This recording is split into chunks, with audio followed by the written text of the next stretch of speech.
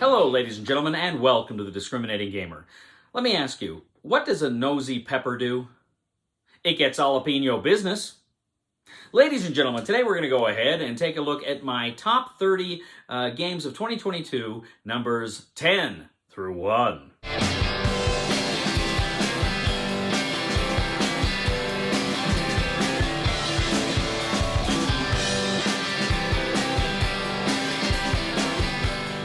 We'll get back to the review in just a moment. I want to take a minute to ask you to check out my other channel, that is Cody Carlson, PhD, where we talk about history, books on history, military history. I even post some of my lectures for my classes on there. Please check that out. Please subscribe to that channel. And now, back to the review. All right, ladies and gentlemen, so my top 10 of 2022. Boy, this was a tough list. This was really a tough list for me. Really a tough list. In fact, getting started here, my number 10, this was the first game I played last year that I thought this could be Game of the Year. And I thought for a while it probably would be. That was my number 10, which just goes to show you, again, how many great games there were this year. But this is Plains Indian Wars from GMT. This is a game that's kind of a riff on 1775 and 1812 and the other games from Academy Games, but essentially it's Plains Indian Wars. So you are you can play up 4 players. You can have 2 people be the North Plains Indians, the South Plains Indians. You can have the other people be kind of the the settlers, and I can't remember the other faction right off the top of my head, but you've got the 4 different factions, and the settlers and whatnot, they're building the railroad that is trying to connect the country, but of course the Indians are trying to disrupt that, so the American, the cavalry's coming out, but it's card driven. You're playing these cards that give you those resources, but they also let you do certain interesting things. It's a very fun game. It's a great area control game. It's a great game of American history, because there's some great history in these cards, and it's great too because it presents the Native Americans as being not just these kind of passive or disinterested people here. They really shows the ways in which they resisted and they fought back, and it does so in a very interesting way. So I really love this game. For the historical aspect of the game, I love it, but also gameplay is just a lot of fun. There is a little bit of wonkiness in the rules. The rules, again, are not the best as they're laid out, but you can figure it out and you can do it, and it's great. It's tremendous fun. So this is Plains Indian Wars. This is from GMT, and that is my number 10. My number 9, shifting gears, is a science fiction IP game. This is Star Wars: The Clone Wars from Z-Man Games. Now, in Star Wars: The Clone Wars, essentially what you're doing here is you're playing Pandemic. It's a riff on Pandemic, but it's different enough because the pandemic doesn't necessarily spread. Instead, here you get these blockades that pop up, and that advances a threat track, which if the threat track ever gets to 0, you're screwed. But then you've also got missions, and you're playing the Jedi, essentially attacking the Confederacy here, which is putting out these droid armies throughout the galaxy. And these Jedi, not only do they have to take out these baddies, take out the droids and these big baddies that come out, they have to go on specific missions.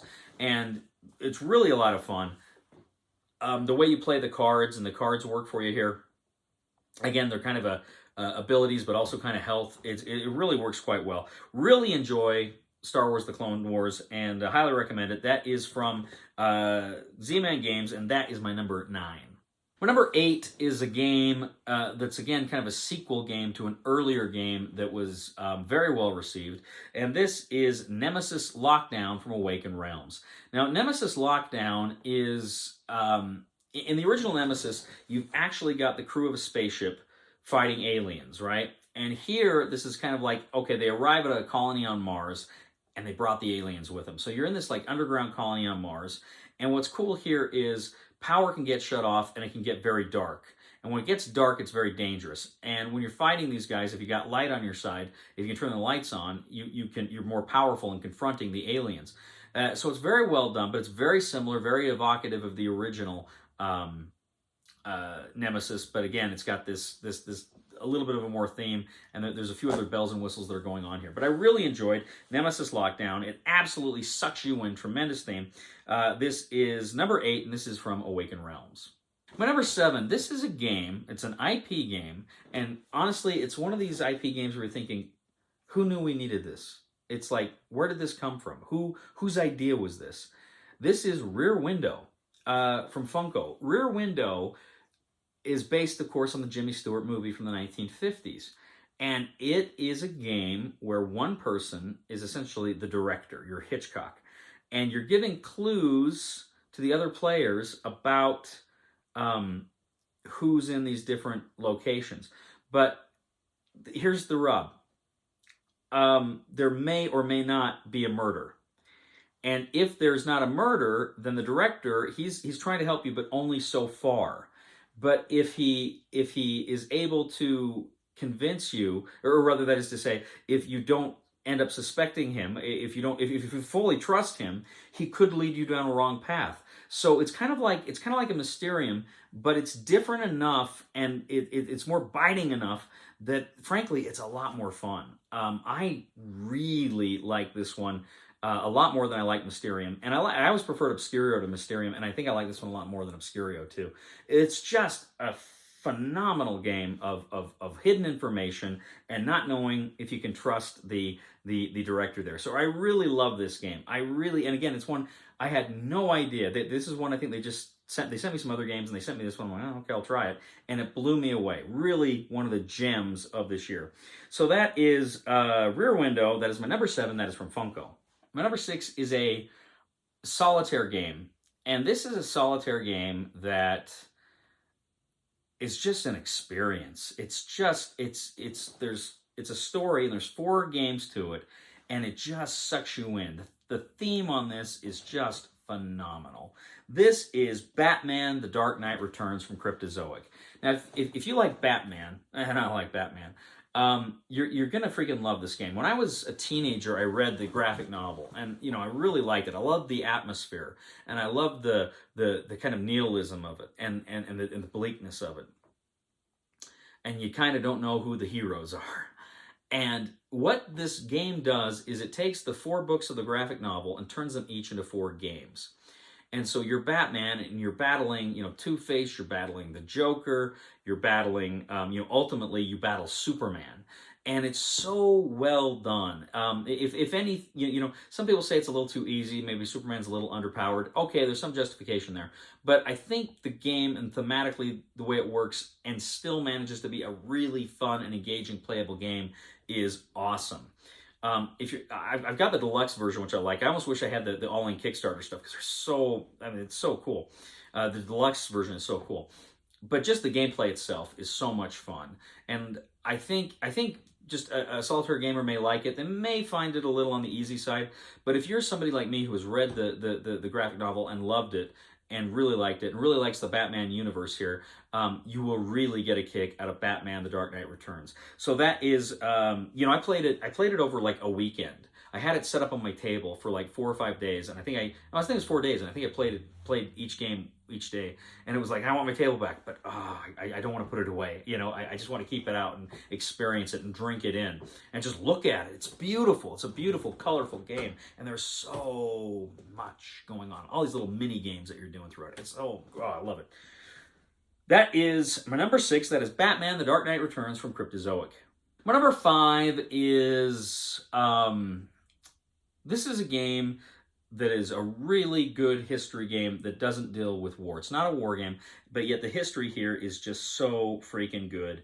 And this is Votes for Women from Fort Circle Games. Votes for Women, my number 5, is it's reminiscent of Twilight Struggle. In that it's area control. It's even more reminiscent, I think, of 1960, The Making of a President, where you're trying to go to the various states to get the states to, here in this case, to ratify the women's suffrage amendment. And you're going around, you're trying to do this, but then you've also got campaigners who can spread influence in different ways, and you've got campaign buttons that let you do re-rolls.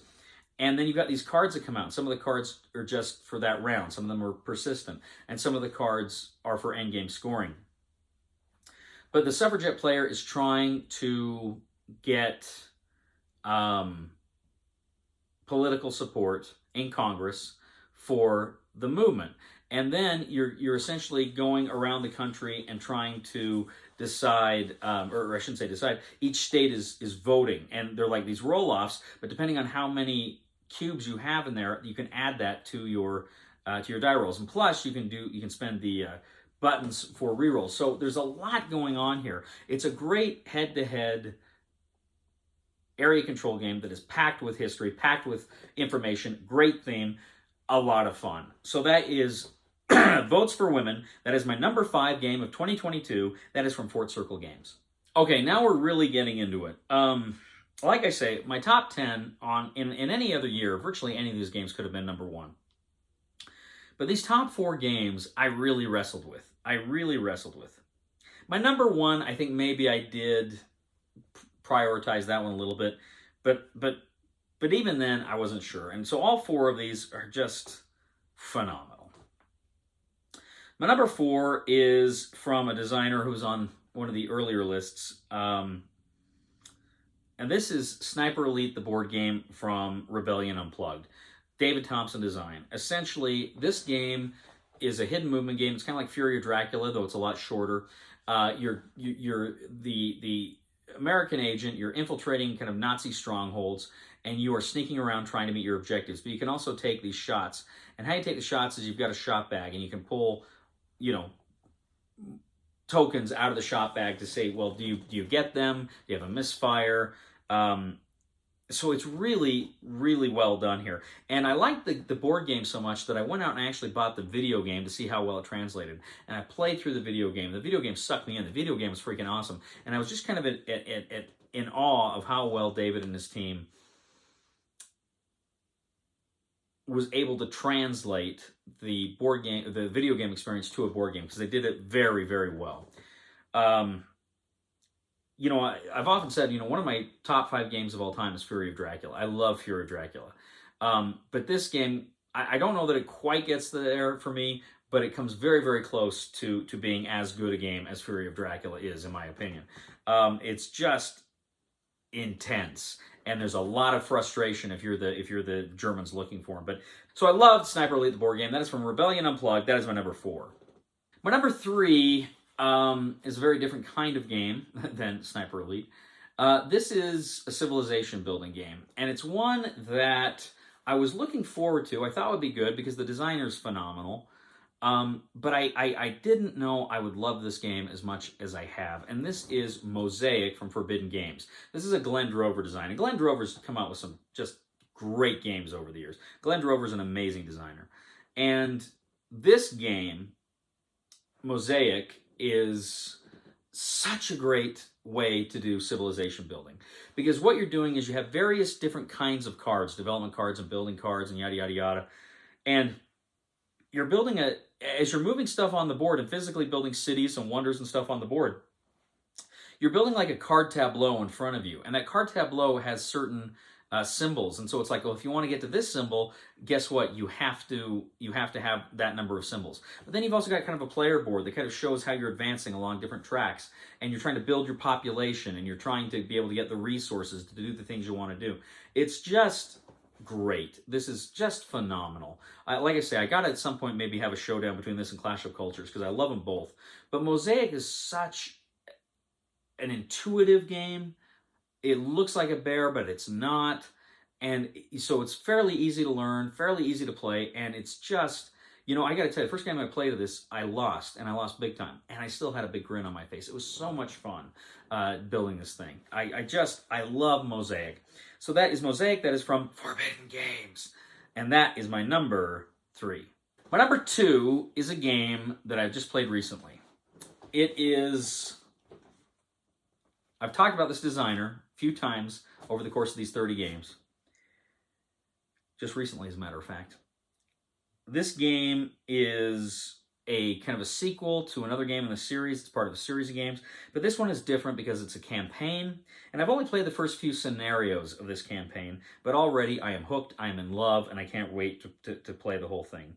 This is Undaunted Stalingrad from Osprey Games. Now, Undaunted Stalingrad is a game that it takes everything you love about the Undaunted series, and then it links it, of course, into this larger story. But what's cool here is how the game evolves. How, if you lose a scenario or you win a scenario, you go to these other scenarios. The board transforms. You always have kind of this core deck of cards you're coming in with, and as you lose, say, a rifleman, you get a replacement. Well, the replacement's maybe not as good. Maybe this replacement can't move or has limited range or something like that. So that's something that's very, very cool about this game. I also like to, some cards can get upgraded. They become more powerful as the game progresses. And that's also really interesting to see how your own side develops here, as well as all these other factors. But it just sucks you in. It's this great deck building, tactical war game with major consequences. It's great. It's phenomenal. I love Undaunted Stalingrad so much. I'm going to explode if I talk about it anymore because I really want to play it. And I'm playing it with my girlfriend, and she lives in another town. And so it takes a while for us to get together. When we get together, of course, we're going to be hitting this thing pretty hard. But that is my number 2, Undaunted Stalingrad. That is from Osprey Games. All right, ladies and gentlemen. My number 1 game of 2022. Well, like I say, this is a game, all of these games that I've just mentioned could have been number 1, easily. I loved them all. But this game, I actually saw it in a store, and I thought, wow, that looks cool, and I reached out to Renegade, and they sent me a copy. And I really didn't know what to expect, because the box art didn't really show a lot of, game components or anything. It just looked thematically like it would be really, really cool. So not knowing too much about it, I went ahead and I asked the good people there for a review copy. They sent one to me. And I played it with Kim. And Kim and I played it one night. This was last summer. We played it one night. And it blew us away. We had to play it again. And I played it a few times since. And it's a longer game. You're probably looking at about a 3 to 4 hour game. And it's a game that uses an app. So for those of you who don't like apps, I'm sorry, this game isn't for you. If you don't like it, you don't like it. But I loved it. This is My Father's Work from Renegade. My Father's Work is a worker placement game that has this story about 3 generations of a family that evolves every time. Now, you've got 3 different kind of scenarios you can play with their own little scenario box of goodies. But within the scenario, there are choices that you make. And depending on the choices you make, the game is going to evolve differently. You've got a flip book with the different locations. And as the town evolves, the locations change. And you can go to different locations depending on the choices you make. But you've got this story, this really interesting story about your families and what they do. And there's ways to screw over other players. I think I may have mentioned this in the review, but I was playing a game with Kim, and it says at one point she had to take the iPad and just use it herself and not tell me what was going on. And then like an hour later, the iPad reveals to me that she set my lab on fire, and I was so mad. My lab went on fire. I just thought it was something that happened in the game, and she deliberately chose to do that, and it was so fun. And I just gave her this look, and she just started laughing. So it was really quite fun. Beautiful components, absolutely beautiful components. This is and this isn't just the Kickstarter version. It was all the additions were built with these components. And you tell it's just an absolute labor of love from the developer here, and so much fun. You're trying to do your masterwork. You're all mad scientists trying to create your masterwork, and you're building toward that. But in order to get to that masterwork, you have to build other smaller experiments in order to get there and to build on it. And every generation, you kind of have to set everything over, and you can keep maybe just a few things to help you give you a leg up to get to that next level. Great game, really a lot of fun, incredibly thematic, really sucks you in, and all the good stuff you like from worker placement games is here. So this is My Father's Work. This is from Renegade Game Studios, and that is my number 1 game of 2022. Well, ladies and gentlemen, thank you once again for joining us today on The Discriminating Gamer.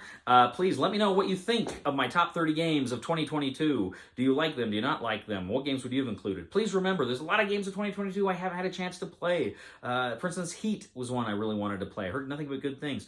There's so many games I wanted to get to, but I had to make this list right now. 2022 in the 9 years? Yeah, it's 9 years now I've been reviewing games on this channel. 2022 is, I think, probably the best year for games all around. Just so many good games. So please, leave a comment. Let me know what you think. If you haven't had a chance, please subscribe to us here on YouTube. Please like us on Facebook. Follow us on Twitter. Please check out my other channel, Cody Carlson, PhD. We talk about military history, books on history. I'm currently posting my World War II lectures on that channel. It would mean a lot to me if you would subscribe to that channel. I would really appreciate it. And then also, please, I'll probably post this on Board Game Geek. Give a thumb to this video there as well. Ladies and gentlemen, let me ask you, when does a joke become a dad joke?